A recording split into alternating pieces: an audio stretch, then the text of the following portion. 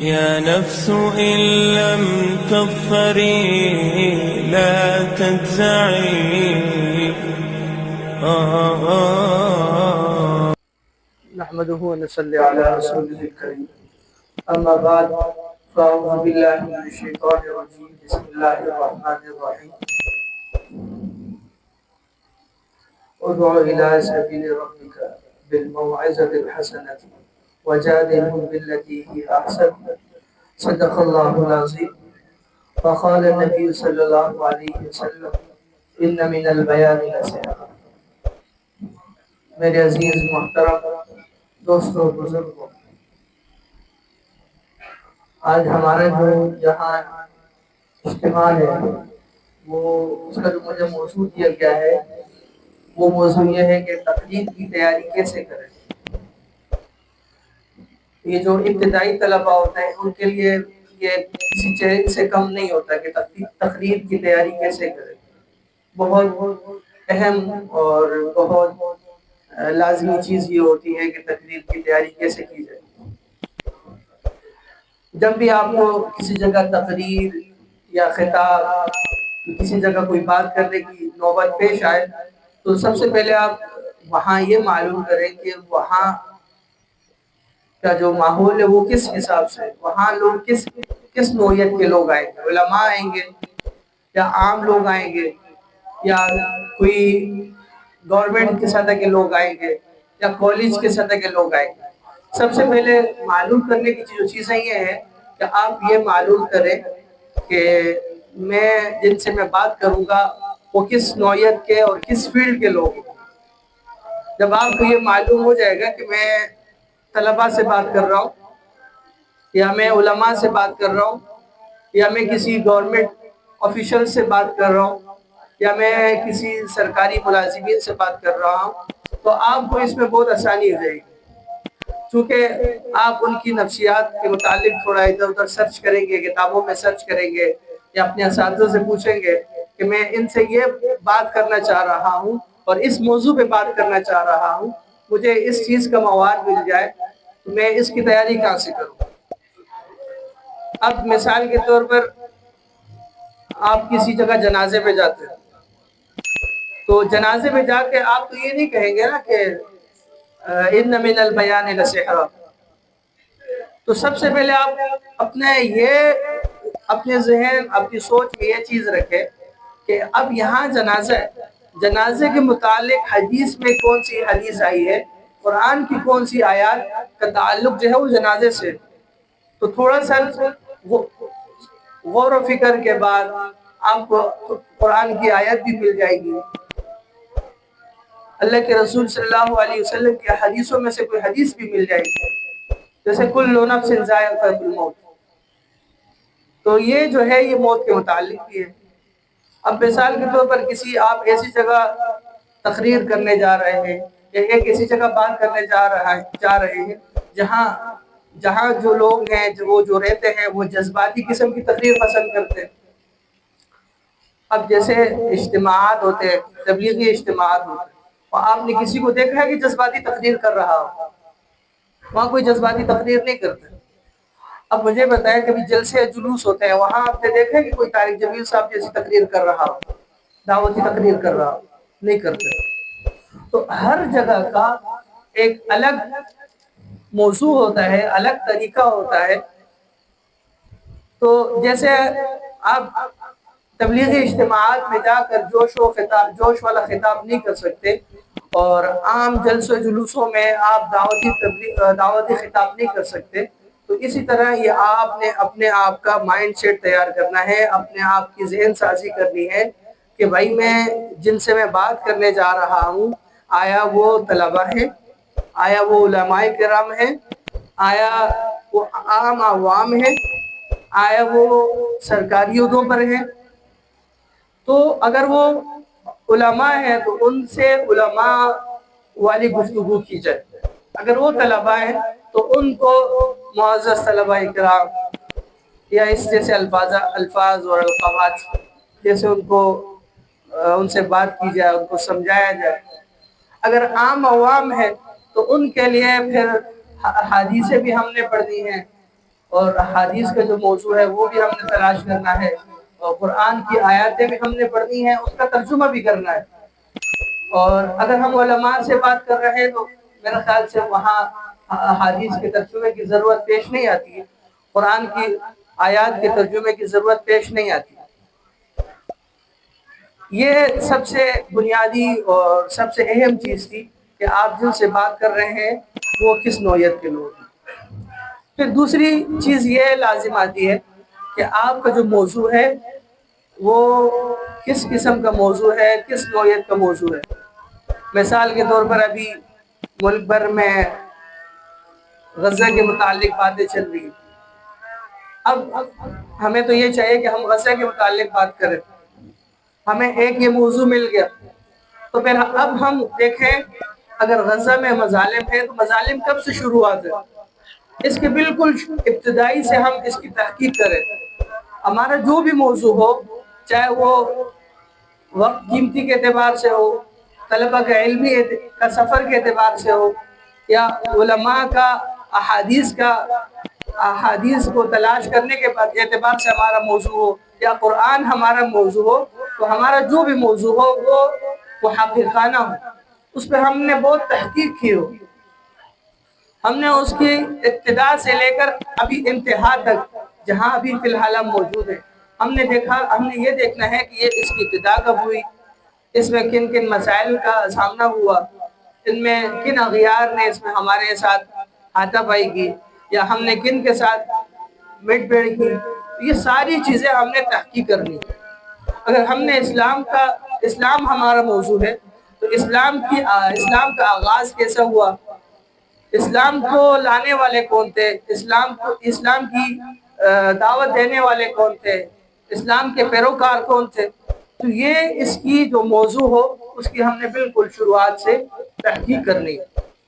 اور جب ہمیں کوئی موضوع مل جائے، اب ہمیں پتہ چل کہ ہم نے تحقیق بھی کر لی، چلے یہ اس وقت سے آغاز ہوا ہے، اب ہم نے اس کو مزید موقع کرنے کے لیے، اس کو مزید پختہ کرنے کے لیے اس کے متعلق قرآن سے کوئی آیات دیکھ لے، اور جب ہمیں آیات مل جائے تو کوئی حدیث تلاش کر لے، چھوٹی مختصر سی حدیث اور جامع معنی حدیث، ساری جامع معنی ہیں، لیکن ہم نے بالکل مختصر سی حدیث دیکھ لے۔ جیسے اب مثال کے طور پر ہم نے غربت کے متعلق ہم نے کسی جگہ بات کرنی، تو اللہ کے رسول صلی اللہ علیہ وسلم کا ارشاد ہے کہ کاد الفقر ان یکون کفرا، تو ہمیں ایک بہت بہترین حدیث مل گئی ہے کہ قریب ہے کہ فقر و فاقہ جو ہے وہ کفر بن جائے۔ اب یہ کیسے کفر بن جائے، اس کے اوپر ہم نے تحقیق کرنی ہے، کتابیں دیکھنی ہیں۔ اب کتابوں میں اس کے متعلق کیا چیزیں آئی ہیں کہ کیا غربت بھی کفر کا سبب بن سکتی ہے، نہیں بن سکتی، تو ہم نے یہ تمام چیزیں چاہے وہ موضوع کے متعلق ہو یا متعلق نہ ہو، ہم نے ان کی تحقیق کرنی ہے۔ جب ہم کسی جگہ کوئی بات کریں یا خطاب کریں یا تقریر کریں تو ہماری تقریر ایسی ہو کہ اس پہ کوئی اعتراض کرنے والا اعتراض نہ کر سکے، یا اس میں کسی کو کوئی بات پوری سمجھ آنے سے رہ نہ جائے، کیونکہ ایک خطیب کی سب سے بڑی ذمہ داری یہ ہوتی ہے کہ جو اس کے سامنے لوگ اپنے کام کاج چھوڑ کے آتے ہیں، وہ اپنی تمام مصروفیات چھوڑ کے آتے ہیں، وہ کسی چیز کو لینے کے لیے آتے ہیں، کوئی نہ کوئی چیز ان کا مقصد یہ ہوتا ہے کہ ہمیں کچھ نہ کچھ حاصل ہو جائے، چاہے وہ معلومات ہو، چاہے وہ تربیت کے حوالے سے ہو، چاہے وہ اپنے بچوں کی تربیت کے حوالے سے ہو، چاہے وہ کسی چیز سے بچنے کے حوالے سے ہو۔ تو ایک جو بہترین مبلغ یا خطیب ہوتا ہے، اس کی تقریر ایسی ہوتی ہے کہ وہ جس موضوع کے متعلق شروع کرتا ہے، چاہے وہ اس کے اوپر 2-3 جمعے بات کرے یا 2-3 دن بات کرے، لیکن اس کا موضوع ایک ہوتا ہے۔ جیسے عرب کا ایک مشہور خطیب ہوا کرتا تھا جس کو صحبان وائل کہتے تھے، وہ سال کے 365 دنوں میں تقریر کیا کرتا تھا، اور ہر دن کی اس کی جو تقریر ہوا کرتی تھی پہلے دن سے الگ ہوا کرتی تھی۔ اب اس کے پاس اتنا مواد کہاں سے آتا تھا، اس کے پاس موضوع کہاں سے آتے تھے، تو چونکہ آپ جس فن کے مولا بن جائیں گے آپ کو اس کے نئے نئے طریقے، نئے نئے انداز، نئی نئی چیزیں آپ کے اوپر کھلتی جائیں گی۔ اب جیسے حضرت علی رضی اللہ عنہ کا ارشاد ہے کہ میں سورۃ الفاتحہ کی اتنی تفسیر کر سکتا ہوں کہ اس کو 70 اونٹ بھی نہیں اٹھا سکتے۔ اب سورۃ الفاتحہ کی کتنی آیت ہے؟ مشکل سے 10 آیت کی۔ اب میں اس کی تفسیر کروں گا تو شاید ایک صفحہ بھی نہ کر سکوں، لیکن حضرت علی رضی اللہ تعالیٰ عنہ فرماتے تھے اگر میں اس کی تفسیر کرنے لگوں اتنی تفسیر ہو جائے گی کہ 70 اونٹ بھی نہیں اٹھا سکتے۔ اب آپ سوچ رہے ہو کہ وہ کیا تفسیر کر رہے ہو، کیونکہ جو جس چیز میں ماہر ہو جاتا ہے تو وہ ایک ایک لفظ کی پھر کھاد اتارتا ہے، ایک ایک لفظ کو تلاش کرتا ہے کہ یہ لفظ سے مجھے کیا فائدہ ہوگا، اس لفظ سے میرے سننے والوں کو کیا فائدہ ہوگا، اس لفظ سے میرے جو طلبہ ہیں، میرے علماء ہیں، میرے عام عوام ہیں، ان کو کیا فائدہ ہوگا۔ جب آپ کے پاس آپ کو یہ بھی پتہ چل جائے کہ میں نے بات کس سے کرنی ہے۔ نمبر 2، آپ کو آپ کا موضوع بھی مل جائے، بھائی میں نے کس موضوع پہ بات کرنی، آپ کو اس کے متعلق قرآن کی آیات بھی مل گئی اور رسول اللہ صلی اللہ علیہ وسلم کے اقوال میں سے اس موضوع کے متعلق کوئی قول بھی مل گیا۔ 2 چیزیں ہو گئی۔ تیسری پھر ہم نے یہ تلاش کرنی ہے کہ اس میں اسلاف نے ہمارے کیا کہا، اس کو ہمارے اسلاف نے کس طرح بیان کیا، اس کو ہمارے امام ابو حنیفہ رحمۃ اللہ علیہ نے کس طرح بیان کیا، اس کو ہمارے دیگر علماء دیوبند نے کس طرح بیان کیا۔ نماز کا ایک ہی طریقہ ہے نماز۔ اب امام مالک رحمۃ اللہ علیہ وہ نماز کا الگ طریقہ بیان کرتے ہیں، امام ابو حنیفہ رحمۃ اللہ علیہ نماز ایک ہی ہے لیکن اس پہ تھوڑا سا فعل میں مختلف ہے، افعال مختلف ہے، کوئی اس میں رفع یدین کرتا ہے، کوئی نہیں کرتا۔ موضوع ایک ہی ہے نماز، ایک امام نے ایک طریقے سے بیان کیا، دوسرے امام نے اس کو دوسرے طریقے سے بیان کیا۔ تو اس میں ہم نے اب دیکھنا ہے ہمارے اسلاف نے اس موضوع کے متعلق کیا بات کی، کیا ہمارے اسلاف جو تھے تمام اسلاف وہ اس موقف پہ متفق تھے یا نہیں تھے، یا یہ مختلف ہی مسئلہ ہے۔ ہمیں موضوع بھی مل گیا، ہمیں آیات بھی مل گئی، حدیث بھی مل گئی، پھر ہمیں اسلاف کے قول میں سے کوئی قول بھی مل گیا، پھر ہم نے یہ دیکھنا ہے کہ یہ موضوع آیا اس دور میں رائج ہے یا نہیں ہے، کیونکہ بہت ساری چیزیں ایسی ہیں جو ناپید ہو چکی ہیں۔ اب مجھے بتائیں کہ اللہ کے رسول صلی اللہ علیہ وسلم ساتھ سے وضو کیا کرتے تھے، آپ نے اپنی زندگی میں ساتھ دیکھا نہیں دیکھا؟ اسی طرح وہ جب پہلے تجارت ہوا کرتی تھی وہ کیل کے ذریعے ہوا کرتی تھی، کیل بالکیل۔ آج آپ نے دیکھا ہے کیل، کسی کو دیکھا ہے؟ کیل ہے ثابت ہے شریعت میں، اس کے انکار نہیں ہو سکتا، لیکن اس کا رواج ختم ہو چکا ہے۔ تو بہت ساری چیزیں ایسی ہیں کہ وہ شریعت میں تو ہے، اس کا کوئی انکار نہیں کر سکتا، لیکن اس کا رواج ختم ہے۔ اب بہت ساری چیزیں میں اب گنوانے لگ جاؤں تو وہ سوچ کے اوپر چلی جائیں گی۔ جیسے پہلے زمانے میں جو مختلف قسم کی بے ہوا کرتی تھی، ان میں سے کچھ آج بھی رائج ہیں، کچھ ختم ہو چکے ہیں، یا کچھ رواج کی وجہ سے کچھ علاقوں میں وہ رائج ہے، کچھ علاقوں میں وہ رائج نہیں ہے۔ جیسے آج کل بھی کوئٹہ میں وہ جو بے ثمر علی الشجر ہے، آج کل بھی ہوتی ہے لیکن ہمارے ہاں نہیں ہے۔ تو اسی طرح ہم نے اس موضوع کے متعلق دیکھنا ہے کہ آیا یہ فتنے جس موضوع کے متعلق میں بات کر رہا ہوں یہ آج ہمارے عوام میں رائج ہے یا نہیں ہے۔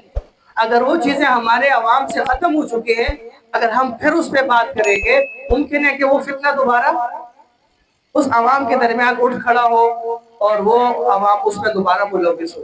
جو چیزیں ختم ہو چکی ہیں ان کو ہم نے چھیڑنا نہیں، اور جو چیزیں چل رہی ہیں اگر وہ غلط چیزیں چل رہی ہیں ہم نے ان کو شریعت کے مطابق لوگوں کو سمجھانا بھی ہے، لوگوں کو، کیونکہ تقریر ایسی چیز ہے، آپ نے دیکھا ہوگا کہ تبلیغ میں جب اجتماع میں لوگ وہاں جاتے ہیں ان کا کوئی ارادہ بھی نہیں ہوتا، صرف دعا کے لیے گئے ہوتے ہیں۔ ہم رات میں جائیں گے صبح دعا کر کے واپس آ جائیں گے، لیکن جب وہ کسی تبلیغی کے ہتھے چڑھتے ہیں اس کا وہ 4 مہینوں کا وہ ارادہ کر چکے ہوتے ہیں۔ یا وہ سال کا بھی ارادہ کر چکے ہوتے ہیں، انہوں نے سروں سے بھی نہیں لگایا ہوتا. وہ کسی بابے کے ہاتھ پہ چڑھتے، وہ کہتا ہے امیر صاحب صحیح ہے، میں اپنے گھر میں فون کرتا ہوں، وہ میرا بیگ لے آئیں گے. کیوں؟ تقریر ایک ایسی چیز ہے، بیان ایک ایسی چیز ہے کہ آپ سامنے والے کو اپنے موضوع پر اپنے فیور میں اس کو قائل کر سکتے ہو. بات یہ ایک ایسی چیز ہے. اب وہ تبلیغی اس کو فضائل سنا رہا ہوتا ہے، اس کو جنت کے لالچ دے رہا ہوتا ہے، اس کو دنیا سے بھگا رہا ہوتا ہے. وہ بات کیسے پیارے انداز میں کر رہا ہوتا ہے کہ وہ نہ چاہتے ہوئے جو دعا کے لیے گیا ہوا تھا، وہ اس کو بیگ اٹھا کے نکل رہا ہوتا ہے 4 مہینے کے لیے. اگر آپ کی بات کرنے کا انداز، اگر آپ کا موضوع سامنے والوں کے متعلق ہے، اگر آپ کی گفتگو جو ہے، مثال کے طور پر آپ گفتگو کر رہے ہیں اسکول والوں سے، اور آپ تیاری کر کے گئے مدرسے کے طلبہ کے حوالے سے. اب اسکول کے طلبہ اور مدرسے کے طلبہ کے درمیان زمین آسمان کا فرق ہے. ان مدرسے کے طلبہ کی اور اسکول کے طلبہ کی سوچ کے درمیان زمین آسمان کا فرق ہوتا ہے. وہ ایک چیز کو ایک پیرائی سے سوچ رہے ہوتے ہیں اور مدرسے والے الگ پیرائی سے سوچ رہے ہوتے ہیں. تو ہم نے سب سے پہلے اس چیز پر فوکس کرنا ہے کہ ہم بات کس سے کریں. اب جب تبلیغیوں کے پاس کوئی آدمی ان کے ہتھے چڑھ جاتا ہے، اس سے پہلے پوچھتے ہیں میرے بھائی آپ کام کیا کرتے ہو. اس سے پہلے اس کا ماضی پوچھتے ہیں آپ کیا کرتے ہو. آپ بھی کبھی کسی تبلیغی کے ہتھے چڑھے وہ آپ سے پوچھتے ہیں امیر صاحب آپ کام کیا کرتے ہو، تو آپ کو سب سے پہلے کیا کہیں گے امیر صاحب. آپ کا نام بھی نہیں پوچھیں گے. جب آپ ان کے آگے قربان ہو جاؤ گے نا، پھر آپ کا نام پوچھیں گے. تو سب سے پہلے آپ نے اس کو اپنا بنانا ہے. اگر آپ کسی مسجد میں امام ہیں یا کسی جگہ خطیب ہیں، تو سب سے پہلے آپ نے لوگوں کو اپنا بنانا ہے. وہ کس طرح بنانا ہے؟ وہ لوگوں کی نفسیات سمجھنی ہے. اگر آپ لوگوں کی نفسیات نہیں سمجھتے اور آپ ان کے خلاف باتیں کیے جا رہے ہو، تو ممکن ہے کہ دوسرے جمعے تیسرے جمعے آپ سے کہیں امام صاحب ہم آپ سے معذرت چاہتے ہیں، خطیب صاحب ہم آپ سے معذرت چاہتے ہیں. تو تقریر کی تیاری میں سب سے اہم بنیادی چیز بھی یہ ہے کہ آپ لوگوں کی نفسیات سمجھ جائیں. جب آپ لوگوں کی نفسیات سمجھ جائیں گے تو پھر آپ کو بات کرنے کا اندازہ بھی ہو جائے گا. میں کتنی بات سخت کروں گا یہ برداشت کر جائے گا، میں کتنی نرم بات کروں گا کہ یہ اس چیز کو لیں گے اور چیز کو چھوڑ دیں گے. ان کو میں کتنا ڈراؤں گا اور یہ اس بات سے ڈر جائیں گے، اس چیز کو چھوڑ دیں گے. اگر میں اس چیز کے کتنے فضائل بیان کروں گا، وہ اس چیز کو لے کے اس پر عمل کرنا شروع ہو جائیں.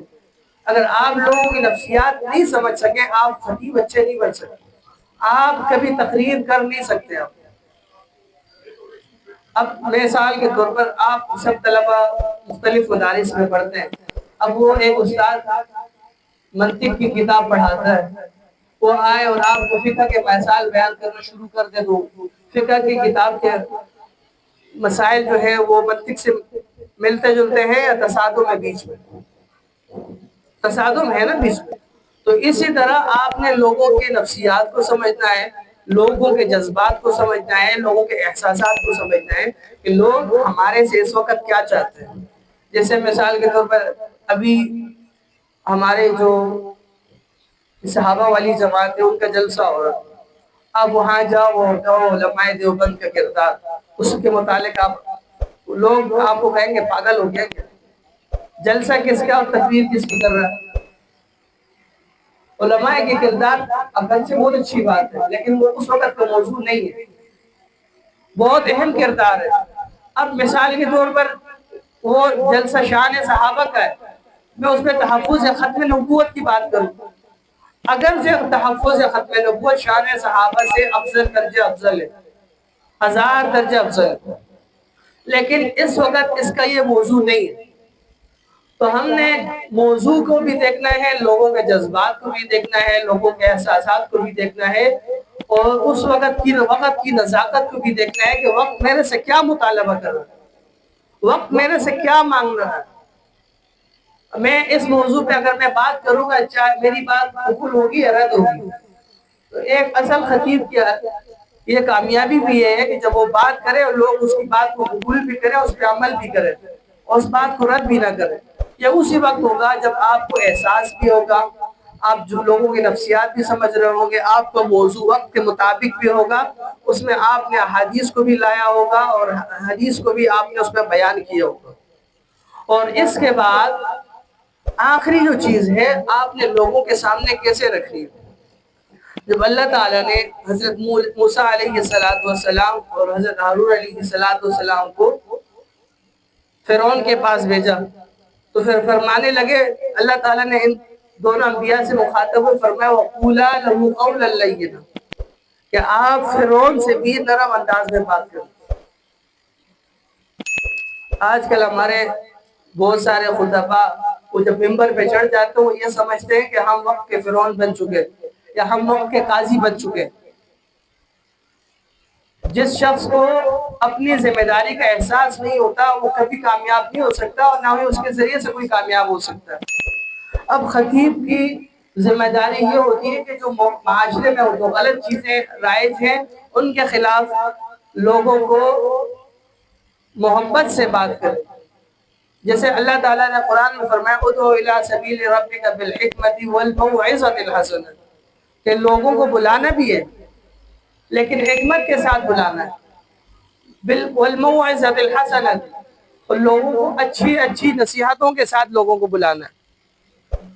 ایسے نہیں ہے کہ آپ لوگوں کی مخالفت کرنے لگ جاؤ، لوگ آپ کے مخالف ہو جائیں۔